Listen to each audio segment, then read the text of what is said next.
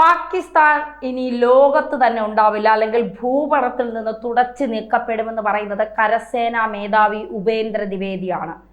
Operation Sindoor 1.0 പോലെ ആയിരിക്കില്ല രണ്ടാം പതിപ്പ്. അത് നിങ്ങൾ വിചാരിക്കുന്നതിലും അപ്പുറമായിരിക്കും. സൈനികരോടെല്ലാം സജ്ജമായിരിക്കാൻ ഞങ്ങൾ പറഞ്ഞു കഴിഞ്ഞു. ഭീകരവാദത്തെ സ്പോൺസർ ചെയ്യുന്ന പാകിസ്ഥാൻ ഇനി ഈ ഭൂമിയിൽ വേണോ വേണ്ടയോ എന്ന് ഇന്ത്യ തീരുമാനിക്കും. ഇതൊരു ഗൗരവമായി തന്നെ നമ്മൾ ഇതിനെ കാണണ്ടേ. കാരണം ഇതൊരു പ്രകോപനം എന്നതിലുപരി ഇന്ത്യ തൊട്ടാൽ ഇനി നിങ്ങളെ പഴയതുപോലുള്ള ഒരു ആക്രമണത്തിലൂടെ ഞങ്ങൾ നിർത്തുമെന്നുള്ളതല്ല, കേറിയടിക്കും എന്നുള്ളതല്ലേ നമ്മൾ മനസ്സിലാക്കേണ്ടത്. അല്ല, ഉപേന്ദ്ര ദ്വിവേദിയുടെ പ്രസ്താവനയ്ക്ക് പലതരം ഡൈമെൻഷൻസ് ഉണ്ട് എന്ന് നമ്മൾ മനസ്സിലാക്കേണ്ടതാണ്. സാധാരണ ഒരു രാഷ്ട്രം മറ്റൊരു രാഷ്ട്രത്തിനെതിരെ എടുക്കാൻ പോകുന്ന നിലപാടുകൾ പ്രഖ്യാപിക്കുന്നത് രാഷ്ട്രത്തലവന്മാരാണ്, സൈന്യത്തലവന്മാരല്ല. പ്രത്യേകിച്ച് ഇന്ത്യയുടെ കാര്യത്തിൽ ഇന്ത്യയിൽ സൈന്യത്തലവന്മാരെക്കാൾ കൂടുതൽ ശബ്ദം, പ്രാധാന്യം, ആധികാരികത എല്ലാം രാഷ്ട്രീയ നേതൃത്വത്തിനാണ്.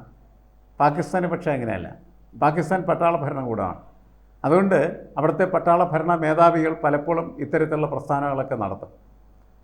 എന്നാൽ നമ്മളുടെ ഇവിടെ ഇത്തരമൊരു പ്രസ്താവന നടത്താനായിട്ട് സൈന്യ തലവന്മാർ തയ്യാറായത് നിലവിലുള്ള സാഹചര്യങ്ങളുടെ ഗൗരവം പരിശോധിച്ചുകൊണ്ടാണ് എന്നാണ് ഞാൻ മനസ്സിലാക്കുന്നത്. കാരണം നിരന്തരമായി പാകിസ്ഥാൻ ഓപ്പറേഷൻ സിന്ദൂർ കഴിഞ്ഞതിന് ശേഷവും ഈ വാക്കുകളിൽ റെട്ടോറിക്, അതിലൂടെ അവർ വീണ്ടും വീണ്ടും നമുക്കെതിരെ പലയിടങ്ങളിലും ശബ്ദങ്ങൾ ഉണ്ടാക്കിക്കൊണ്ടിരിക്കുകയാണ് ചെയ്യുന്നത്.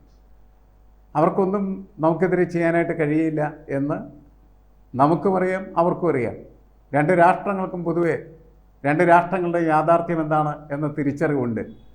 ആ തിരിച്ചറിവുണ്ട് എന്നതിൻ്റെ അടിസ്ഥാനത്തിൽ തന്നെയാണ് അവർ ഇന്ത്യക്കെതിരെ പ്രകോപനപരമായിട്ടുള്ള പ്രസ്താവനകൾ നിരന്തരം നടത്തിക്കൊണ്ടിരിക്കും.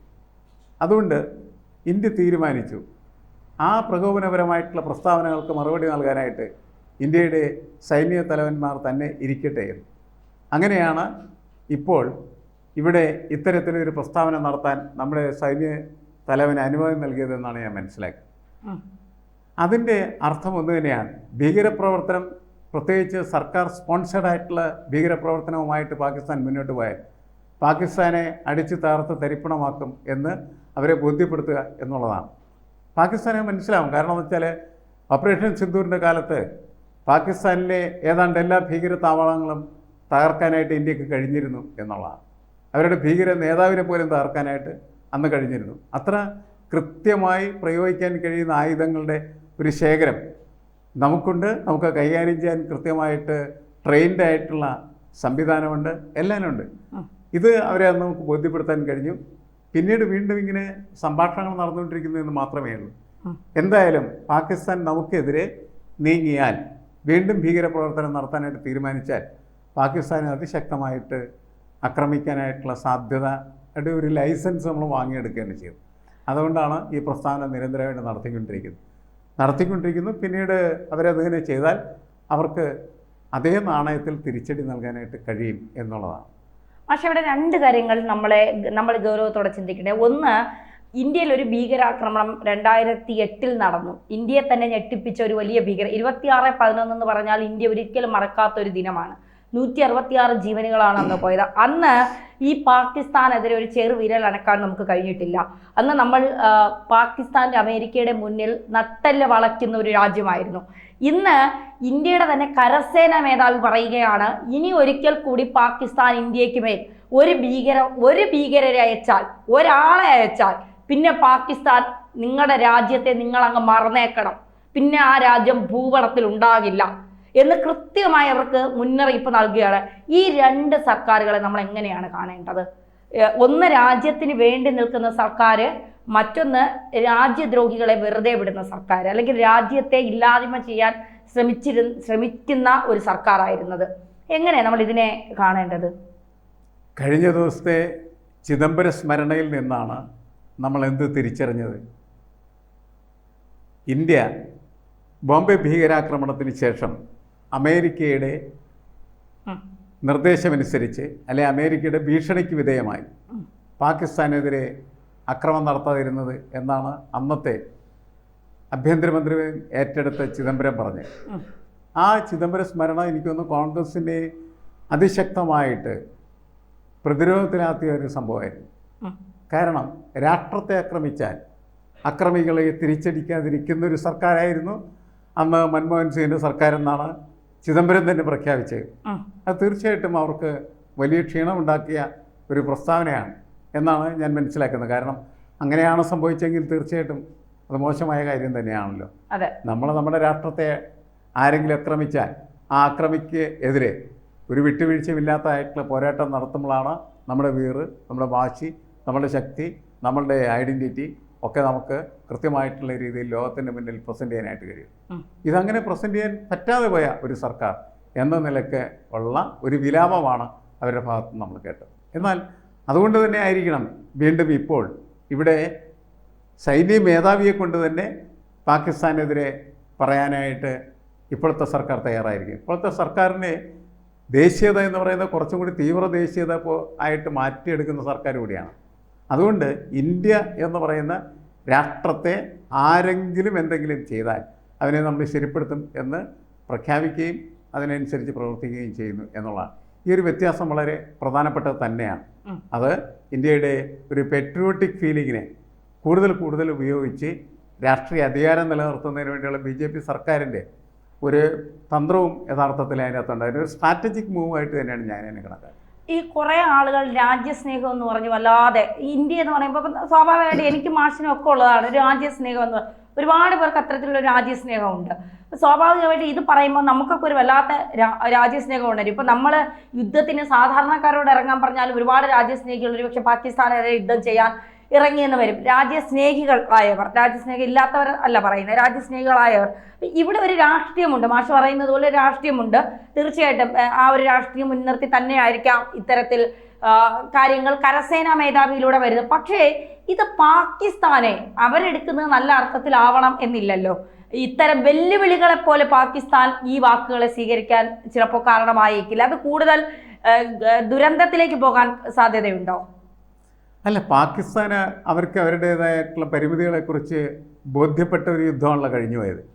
ഞാൻ പലപ്പോഴും ഈ കാര്യത്തെക്കുറിച്ച് പറയുമ്പോൾ മുൻ യുദ്ധങ്ങളിൽ നിന്ന് ഈ ഓപ്പറേഷൻ സിന്ദൂർ എന്ന് പറയുന്നതായിട്ടുള്ള യുദ്ധത്തെ മാറ്റിയ ഒരു പ്രധാനപ്പെട്ട ഘടകം എന്ന് പറഞ്ഞാൽ എന്താണ്? നേരത്തെ പാകിസ്ഥാനും ഇന്ത്യയും തമ്മിൽ നടന്നിട്ടുള്ള എല്ലാ യുദ്ധങ്ങളിലും ഇന്ത്യയും പാകിസ്ഥാനും രണ്ട് രാഷ്ട്രങ്ങൾ എന്ന് പറയുന്ന പദവി, അതിൻ്റെ ഒരു പൊസിഷൻ അത് അംഗീകരിച്ചുകൊണ്ട് ഈക്വൽ ഫൈറ്റേഴ്സ് എന്ന നിലക്കാണ് കണക്കാക്കിയിരുന്നത്. പക്ഷേ ഈ സമയം ഈ യുദ്ധം കഴിഞ്ഞുകൂടി എന്ത് സംഭവിച്ചു? പാകിസ്ഥാൻ എന്ന് പറഞ്ഞാൽ വളരെ ചെറിയ ഒരു സംഭവമാണ് എന്നും ഇന്ത്യ എന്ന് പറയുന്നത് പാകിസ്ഥാനെ ഏത് സമയത്തും തുടച്ചു മാറ്റാനായിട്ട് ശേഷിയുള്ള രാഷ്ട്രമാണെന്ന് തെളിയിക്കപ്പെട്ട തരത്തിലുള്ള ഒരു ആക്രമണമായിരുന്നു. ഈ ആക്രമണത്തിന് അങ്ങനെ ഒരു വലിയ അധീശത്വം ഇന്ത്യക്ക് ഉണ്ടാക്കി കൊടുത്തതാണ് എന്നാണ് നമ്മൾ മനസ്സിലാക്കേണ്ടത്. അതിൻ്റെ പുറത്തിരുന്നുള്ളൊരു പ്രസ്താവനയാണ് കരസേന മേധാവി ഇപ്പോൾ നടത്തിയത്. അതിൽ അത് ഒട്ടും അതിശക്തിപരമല്ല, ഉള്ളത് പറയുകയാണ് ചെയ്യുന്നത്. നിങ്ങളിങ്ങനെ തുടർന്നു കഴിഞ്ഞാൽ നിങ്ങളെ തുടച്ചു മാറ്റും, അതിനുള്ള ശേഷി നമുക്കുണ്ട് എന്നുള്ള പ്രഖ്യാപനം കൂടി അതിനകത്ത് ഉണ്ടായിരുന്നു. അത് ശരിയാണ്. അതിൻ്റെ രാഷ്ട്രീയം എന്ന് പറയുന്നത് എപ്പോഴും അങ്ങനെയാണല്ലോ ആളുകൾ ഉപയോഗിക്കുന്നത്. ഇപ്പോൾ ഇന്ദിരാഗാന്ധി യുദ്ധം ജയിച്ച് ബംഗ്ലാദേശ് സൃഷ്ടിച്ച സമയത്ത് ഇന്ദിരാഗാന്ധിക്കുണ്ടായിരുന്ന ഒരു പ്രശസ്തി എന്ന് പറഞ്ഞാൽ വളരെ വലുതായിരുന്നു. അത് ഇന്ദിരാഗാന്ധിയുടെ ഒരു കഴിവ് എന്ന് പറയുന്നതായിട്ട് കണക്കാക്കപ്പെടുന്നു. അതേപോലെ തന്നെയാണ് ഓപ്പറേഷൻ സിന്ദൂർ കഴിഞ്ഞപ്പോൾ അതിൻ്റെ ക്രെഡിറ്റ് സ്വാഭാവികമായിട്ട് നരേന്ദ്രമോദിക്ക് ലഭിക്കും. അതായത് രാഷ്ട്ര എന്താണ് സംവിധാനങ്ങൾ ആ സമയത്ത് ആരാണോ നേതൃത്വത്തിലിരിക്കുന്നത് അവർ മികച്ച തോതിലാണ് ആ വിജയം നേടുന്നതെങ്കിൽ അതിൻ്റെ ഗുണം അവർക്ക് കിട്ടും. തീർച്ചയായിട്ടും. ഈ ബോംബെ ആക്രമണത്തിൻ്റെ സംഭവത്തിൽ എന്ത് പറ്റിയെന്ന് വെച്ചാൽ മൻമോഹൻ സിംഗ് ആയിരുന്നു പ്രധാനമന്ത്രി. അതിൻ്റെ എല്ലാവിധമായിട്ടുള്ള കുഴപ്പങ്ങളും അതിൻ്റെ എല്ലാവിധമായിട്ടുള്ള ദൃഢബാധ്യതകളും അദ്ദേഹത്തിന് ഏൽക്കുകയാണ് ചെയ്തത്. അതുകൊണ്ടാണ് അത് മോശമായ ഒരു സർക്കാരായിരുന്നു എന്ന് ചിത്രീകരിക്കപ്പെടുന്നത്. മാഷെ, ഇപ്പോൾ മൻമോഹൻ സിംഗ് മരണപ്പെട്ടു പോയി, മരിച്ച ഒരാളെ കുറിച്ച് നമ്മൾ അങ്ങനെ പറയുന്നത് ശരിയല്ല. എങ്കിൽ പോലും മൻമോഹൻ സിംഗ് ജീവിച്ചിരുന്നുവെങ്കിൽ ഇത് അദ്ദേഹത്തിന് ഒരിക്കലും അദ്ദേഹത്തിൻ്റെ രാഷ്ട്രീയ ജീവിതത്തിലെ പ്രധാനമന്ത്രി ജീവിതത്തിൽ മായ്ക്കപ്പെടാത്ത ഒരു കറയായി അല്ലെങ്കിൽ ഒരു കറുത്ത അധ്യായമായി ചിദംബരത്തിന്റെ വാക്കുകൾ കിടക്കില്ലായിരുന്നോ? അല്ല, ചിദംബരം അങ്ങനെ സംസാരിക്കാൻ പാടില്ല. കൃത്യമായിട്ട് സംസാരിക്കണം, അന്ന് തന്നെ സംസാരിക്കാമായിരുന്നു. തീർച്ചയായിട്ടും. പക്ഷേ പിന്നീട് കുറേ കാലങ്ങൾക്ക് ശേഷം സംസാരിക്കുന്ന എല്ലാ സംഭാഷണങ്ങളും എല്ലാ സ്മരണകളും ആരെങ്കിലുമൊക്കെ മോശപ്പെടുത്താൻ വേണ്ടി നടത്തുന്ന സ്മരണകളായിട്ട് വിലയിരുത്തപ്പെടുകയും ഇദ്ദേഹം ആഭ്യന്തരമന്ത്രിയായിട്ട് ചാർജ് എടുത്ത് 2-3 ദിവസങ്ങൾ കഴിഞ്ഞതിന് ശേഷമാണ് സംഭവങ്ങളൊക്കെ നടന്നതെന്നാണ് അദ്ദേഹം ഇപ്പോൾ പറയുന്നത്. അദ്ദേഹത്തിന് അത് അന്നും പറയാമായിരുന്നു, എന്തുകൊണ്ടാണ് തിരിച്ചടിക്കാത്തതെന്ന്. പക്ഷെ അന്നത് പറയില്ലായിരുന്നു, ഇന്നത് പറയുന്നു. അപ്പോൾ ഇന്ന് പറയുന്നതിന് എന്തെങ്കിലും രാഷ്ട്രീയ ഉദ്ദേശമുണ്ട്. ആ രാഷ്ട്രീയ ഉദ്ദേശം എന്ന് പറയുന്നത് ആ സർക്കാരിനെ മോശപ്പെടുത്തുക എന്നാണ്. ആ സർക്കാരിനെ മോശപ്പെടുത്തുക എന്ന് പറഞ്ഞാൽ കോൺഗ്രസിനെ മോശപ്പെടുത്തുക. കോൺഗ്രസിനെ മോശപ്പെടുത്തുന്ന ഈ കോൺഗ്രസ് നേതാവ് ഇനി എങ്ങോട്ടായിരിക്കും സഞ്ചരിക്കുന്നതെന്ന് വേണമെങ്കിൽ ആളുകൾ ചോദിച്ചേക്കാം. തീർച്ചയായിട്ടും അല്ലേ, അതിനോട് തീർച്ചയായിട്ടും ഇഡിയൊക്കെ വന്ന സ്ഥിതിക്ക് എങ്ങോട്ടാണ് ഇനി കയറി പോകുന്നതെന്നുള്ളത് സ്വാഭാവികമായിട്ട് നമുക്ക് മനസ്സിലാക്കാൻ പറ്റുന്ന ഒരു കാര്യവും കൂടിയാണ്. ഇപ്പോഴത്തെ രാഷ്ട്രീയ സാഹചര്യത്തിൽ ആരെങ്ങോട്ട് പോകുന്നൊന്നും പറയാൻ പറ്റില്ല. ഒരാൾ തെക്കോട്ട് നോക്കുന്ന സമയത്ത് ഇയാൾ വടക്കോട്ടാണ് പോകാൻ പോകണമെന്ന് നമുക്ക് കരുതേണ്ട തരത്തിൽ മാറിയിരിക്കുന്ന ഒരു രാഷ്ട്രീയ സാഹചര്യമുണ്ട്. ഇന്ത്യയിലെ പൊതു രാഷ്ട്രീയ സ്ഥിതിയുടെ സ്വഭാവം അതായിരിക്കുന്നു. അതുകൊണ്ടാണ് ഈ ചിദംബരത്തിൻ്റെ പഴയകാല സ്മരണകളെ അയവിറക്കിയ രീതി എന്ന് പറയുന്നത് പുതിയ രാഷ്ട്രീയ ലക്ഷ്യത്തോടു കൂടിയാണോ എന്ന് ശത്രുക്കളും മിത്രങ്ങളും ചോദിക്കുന്ന ഒരു സംഭവം ഉണ്ടായിരുന്നു.